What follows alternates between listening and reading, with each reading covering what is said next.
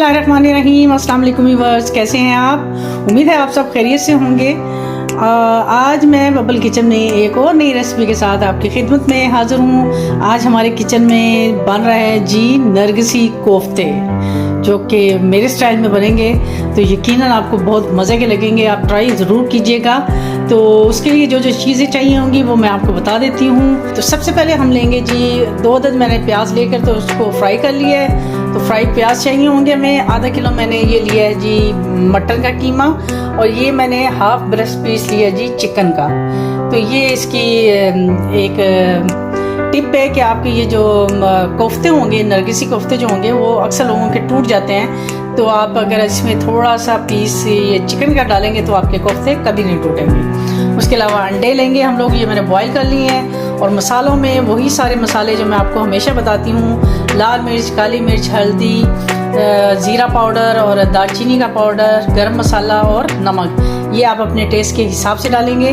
और इसके अलावा 2 चम्मच जाएंगे इसमें दही के, टमाटर जाएगा 1 अदद, और लहसुन अदरक का पेस्ट जाएगा 1 टेबल स्पून जाएगा, और 2 अदद मैंने हरी मिर्चें ले ली हैं, बारीक बारीक काट ली है जी। तो सबसे पहले हम अपना जो मसाला है उसको बनाते हैं। तो अब हम चलते हैं जी चॉपर की तरफ चलते हैं। गोल्डन किए हुए प्याज हैं, ये इसमें ऐड कर देंगे।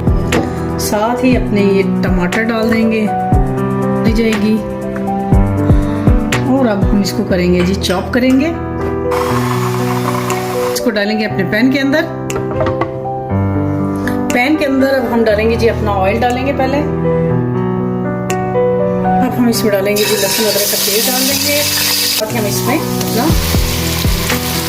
ये प्याजों का जो पेस्ट बनाया हुआ वो इसमें ऐड कर देंगे।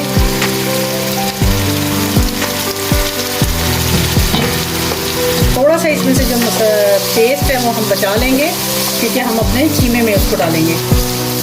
सारे इसमें हमारे ये जो मसाले मैंने आपको बताए हुए थे, ये आधे हम इसमें डालेंगे और आधे अपने कीमे में डालेंगे। और जो मसाला है वो जब तक इसको हम भूनते हैं, इतनी देर में हम अपने कीमे की प्रिपरेशन कर देते हैं जी। तो ये जो हमने मसाला बचा के रखा हुआ था, अब इसके अंदर हम पहले डालेंगे ये अपना चिकन का पीस जो मैंने आपको बताया था। इसको पहले हम चॉप कर लेंगे जी। ये देखिए चिकन हमारा हो गया, बिल्कुल चॉप हो गया है। अब हम अपना ये जो कीमा है वो इसमें ऐड कर देंगे, और बाकी के जो बचे हुए मैंने आपको मसाले बताए थे, सेम वही मसाले हमने इसमें डाल देंगे हैं। और थोड़ा सा जो लहसुन हमने बचा के रखा हुआ था, ये भी इसमें चला जाएगा।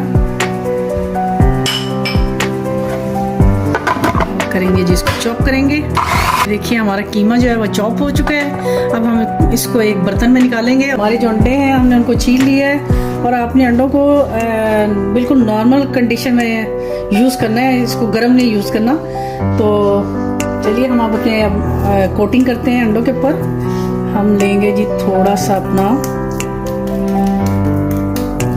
कीमा लेंगे, ये अंडे को हम रखेंगे इसके ऊपर, और अब इसको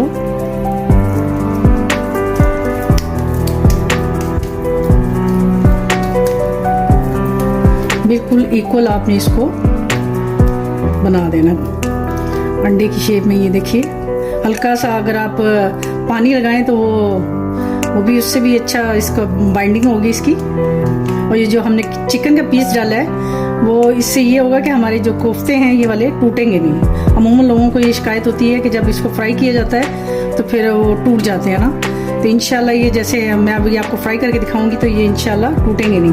तो ऐसे ही हमने सारे अपने कोफ्ते बना के तो एक साइड पर रखना है जी। तो ये देखिए हमारे जो कोफ्ते हैं वो रेडी हो चुके हैं। तो अब हम इसको करेंगे जी शैलो फ्राई करेंगे। हम एक पैन में अपना ऑयल डालेंगे तो इनको फ्राई करेंगे।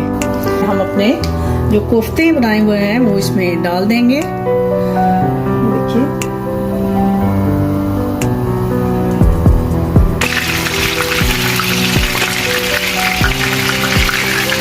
ऐसे ही हमने सारे फ्राई कर लेंगे और फिर इनको निकाल लेंगे। ये देखिए हमारे जो कोफ्ते हैं वो उनको फ्राई कर लिया और बिल्कुल भी नहीं टूटे, ये देखिए आपको नज़र आ रहे होंगे।